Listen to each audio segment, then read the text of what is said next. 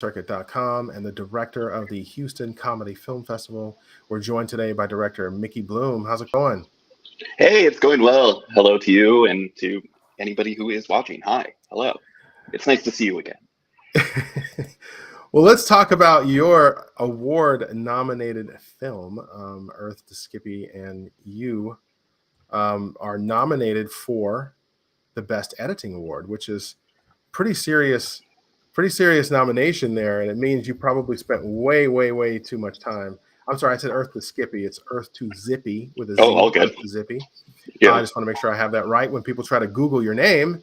And No, I appreciate that. congrats on the Best Editing Award. Oh, thank you. I really appreciate that. I was very humbled and flattered to have this movie be nominated for that. I edited the film, so that was really exciting for me on a personal level. And it also, speaking of on a personal level, it felt good because, like you said, I spent long time editing it. I will say that if you had a big project to work on during the pandemic, it was a blessing and a curse at the same time. You could spend, as much or as little time as you wanted on that. And for me, I chose as much time as possible. And my wife, eventually had to sit me down and be like, you've been working on this since the beginning of the pandemic and it hasn't changed. And so, to me, it had changed, every cut and every little nuance was different. But so to win this award was very cathartic. I can be like, who's crazy now? But yeah, no, I'm super excited and thrilled to have this be nominated, and particularly for editing, which was a challenge, but like also really rewarding and fun. So I'm just excited. The judges liked that it was just so out of the box. Your choice of your color palette, your the 4x3. Like, talk about the look that you were trying to achieve. Yeah. So we were really, so the movie is a silent film. And so it was really, I'm a huge film buff, as, all directors are, I hope. And it was, I really wanted it to be really reverent towards those old silent movies, down to the look. And, I was looking at, Charlie Chaplin movies, Buster Keaton movies, Harold Lloyd movies, both the features and the shorts. And we really wanted to nail both that aspect ratio, and then also, and we also shot in black and white, like they did at the time, and we also even down to like the frame rate we really wanted to nail. So it was like, I believe it was like 17, 18 frames per second. So it was like very slow. But then when you put it into editing software, it speeds up, and it's kind of similar. Obviously, they didn't have editing software back then, but like when they would put it in, when they would make a print of it, it would kind of speed up based on like the finished print that they had. So it kind of has that similar kind of like like slow motion but sped up kind of feel. And that was huge. Like that really made it feel like a silent movie. And the DP, Stephen Tringali, who's like incredible, like just really understood it from the beginning, and really had just a lot of fun, like kind of helping me frame and compose, all of those scenes, like the desert and the coffee shop, and just like all of these crazy madcap, sequences. So yeah, and in a way, it was nice to have, because we were emulating such a specific style, it made it really easy to communicate that across the crew and to a DP. And like, I really, like, that was kind of a luxury. Like everybody kind of really got what it was from the beginning. And I think that like really shows in the final product. Well, I like your technical approach to the whole thing. Have you ever considered, this is kind of off the wall, off the subject, but considered shooting on film?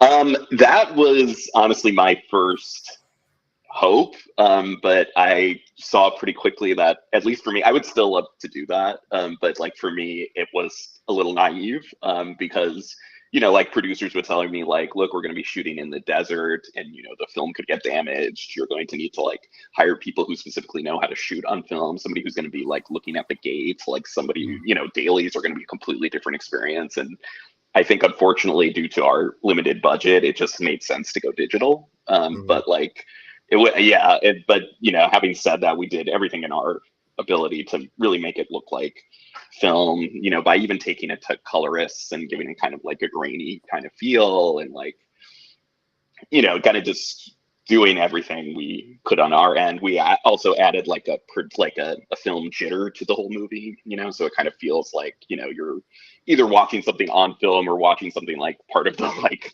Criterion collection, like where you kind of just see like a little subtle little jitter when they, finish their transfers. And so, yeah, we kind of did everything we could short of actually shooting on film, which I hope to do someday.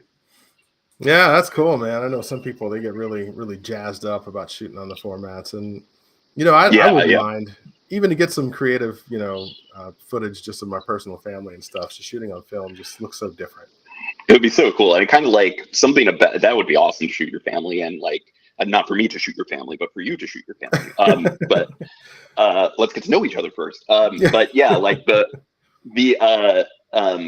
sort of it has that sort of like paradox where like filming in film makes it feel like kind of like it makes it feel aged, but it also makes it feel timeless at the same time, so like I don't know, to shoot modern footage, like even going back to like Super 8 or something like that, it's just really wild. It feels like another dimension where they just discovered film, and now they're Yeah. filming everything. Hmm. It's cool. Yeah, for sure. So talk to me, what's the synopsis of the film? What are people going to see when they walk into the venue? So it's very much, like I was saying, very much a silent movie. So there is reading to be done. There's a bunch of title cards throughout, no actual spoken dialogue. And it's a movie about an alien that comes down from another planet to Earth, and goes to Hollywood and tries to make it big as an actor. But it's a lifelong dream of theirs. Having studied such famous alien thespians as E.T. and Yoda and Tom Cruise. And so like when we meet our hero, he just tries to kind of walk onto the lot and is immediately thrown out. So the movie is kind of about like him trying to like become a star, and kind of work his way to the top. Like how does he make it? How does he get there? And the people Mhm. he meets along the way. Very interesting. Yeah, it turned out really well. Judges enjoyed it. Oh, good. Not just the look and feel, but they also got a kick out of how this whole thing played out. So Awesome. um, I'm happy to hear that. and the way your actors bought in was really interesting. What did you do for casting? So casting was, I was really lucky. I was thinking about, people I knew to play these parts. Yeah, so they were comedians mostly who I had met in LA. One of the star who plays Zippy, who goes by Bambi Bottoms. He is, which is a perfect silent movie name anyway.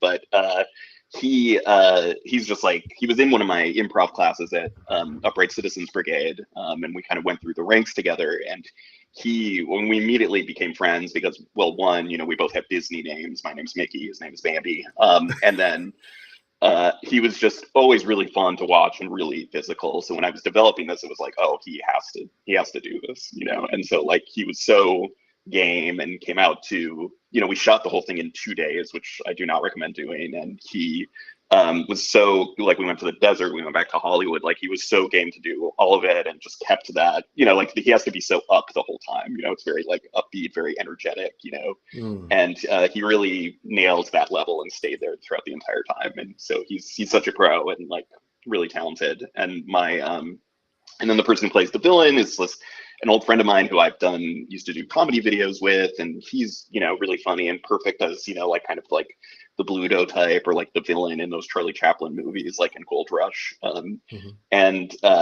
then Joy Regalano is a really talented actress, and I had seen her do this show about being a Filipino American that she had wrote and starred in and did violin for, and it was hilarious and spoke to me because my wife is Filipino, and we both got a big kick out of it, and she's just like really a delight, and I thought of her for this, and she really brought it, and like she was kind of a one take wonder for the most part, uh, and yeah, it was fun, and she was able to kind of handle all my, because when it's silent we didn't have sound, so a lot of the direction was just me being like, okay, now put your leg on the table, and like, okay, now you're really stressed, and it's a lot more acting than you're used to, and she was like really game to do all of it, while keeping it kind of grounded, which is hard to do. All right.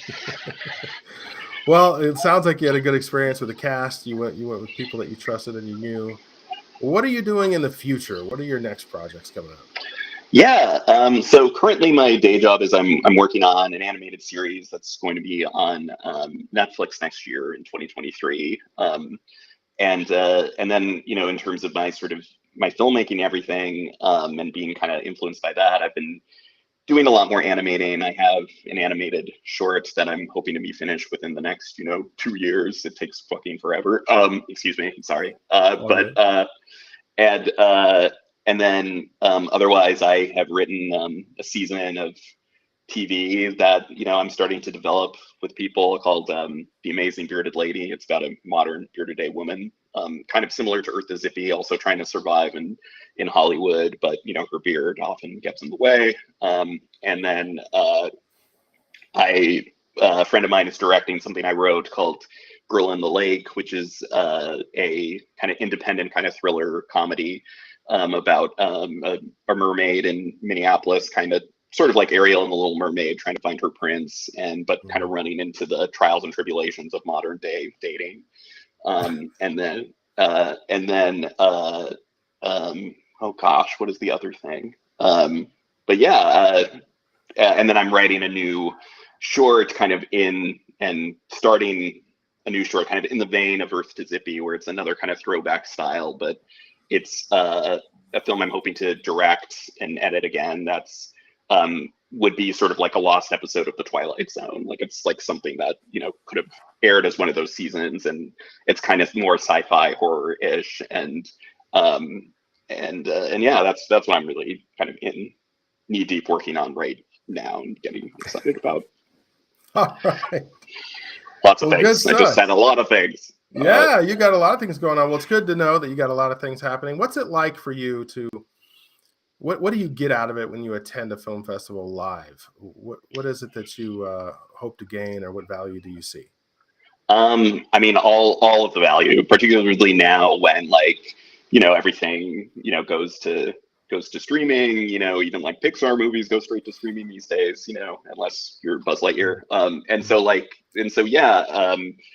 It's really exciting to get to both, like when you have a film there, it's really fun to hear a live audience reaction. There's nothing like it. You can put something out there onto Instagram or YouTube or Vimeo and, just sort of sit there and you just see a bunch of likes or if you get those. And it's not the same thing as just like hearing people, laugh or hearing people react or just sort of feeling when people are sort of like in it, like that's just a totally different thing. Film is such a communal experience, and so it's like it's nothing like it to go to a festival and then specifically just in attending a festival, you get to see all these movies that for the most part don't have distribution yet or not even online. So like you get to see just like you get to really go in blind in the best possible way. You really are seeing like, okay, these people made their movies just like through any means they had possible, just because they had to make a movie, and like you can feel the like that excitement, that enthusiasm, sometimes even that stress just there on the screen. And there's really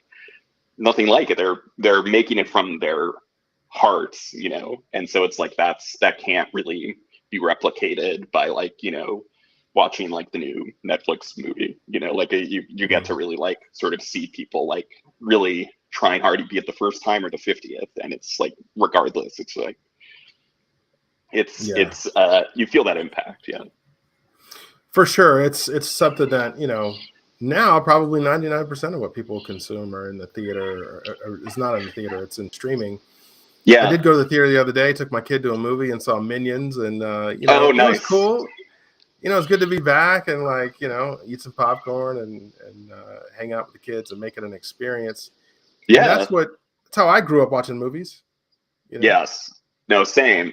Like that's immediately what I think of when seeing a movie. Yeah, going into Mhm. yeah, like Minions, and I saw the newest Jurassic World, and it was like packed, and it was just really fun. Like we were all just enjoying this pretty silly dinosaur movie together, and it was fun. Like people were laughing, people were thrilled, it was yeah, exactly. Yeah. There's really nothing like that.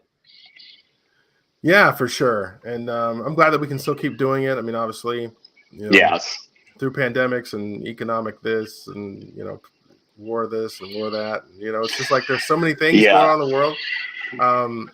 Sometimes it can be tough to travel and tough to attend these things, but we're going to keep for on sure. putting them on.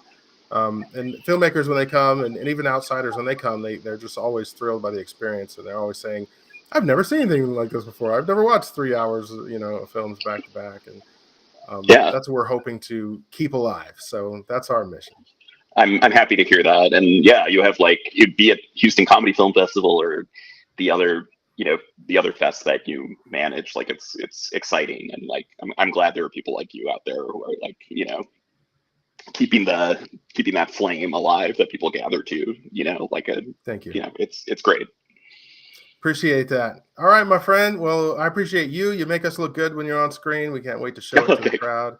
Can't wait to Okay, meet you good. in person. So. Oh yes, I can't wait to meet you too. I've never been told I make people look good. I'm covering baldness right now, so that's a huge boon for me. But yeah, of course, anytime, and yeah, I look forward to coming to the fest in August. I'm not looking forward to the day when I go bald, but I tell you what, man, I'll try to make it look good. Oh, wait a minute. You're I was gonna say you're already rocking it. Yeah, my 6-year-old reminds me every, Daddy, you have done hair. It's like, I appreciate that. Thanks for reminding me. I was feeling good. Just had a high score in a video game. Here comes my son. And but Well, it is what it is. once he goes bald, you can remind him that. That's right. I think you need to return the favor. Yes. The revenge of the baldness. So. Oh, that would be a good film. Let's get that made. Was there anything else you want to add before we get out of here? No, just hello, and it's nice to talk to you, and thank you for all who watched, and yeah, I hope to see you in August. Sounds good. Looking forward to cool. it, my man. Thanks for the time today. Thank you.